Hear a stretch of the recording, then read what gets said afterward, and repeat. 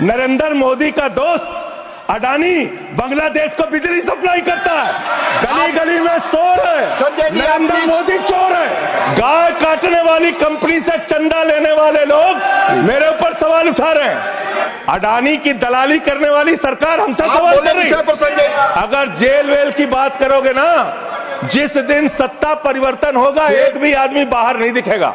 ये देश बाबा साहब के संविधान से चलेगा, किसी मोदी और अमित शाह के फरमान से नहीं चलेगा। आप लोग खरीद फरोख्त करके, संविधान को तार तार करके, लोकतंत्र का गला घोट के महाराष्ट्र में सरकार गिराते हो, कर्नाटक में सरकार गिराते हो, मध्य प्रदेश में सरकार गिराते हो, उत्तरांचल में सरकार गिराते हो, अरुणाचल में सरकार गिराते हो।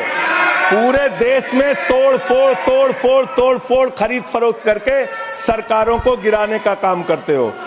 ये कैसी सरकार है?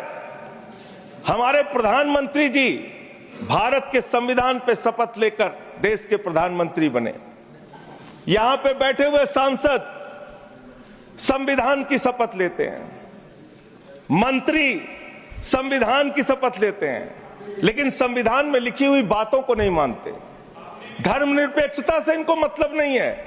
हमको अगर दर्शन करना होता है मान्यवर, तो हम काशी जाते हैं, महाकाल का दर्शन करने उज्जैन जाते हैं, प्रभु श्री राम का दर्शन करने अयोध्या जाते हैं। लेकिन भाजपाइयों को जब दर्शन करना होता है तो ये मस्जिद में भगवान का दर्शन करने जाते हैं। मस्जिद में भगवान का दर्शन करने जाते हैं, मस्जिद में मंदिर खोज रहे हैं पूरे देश के अंदर। तो इसलिए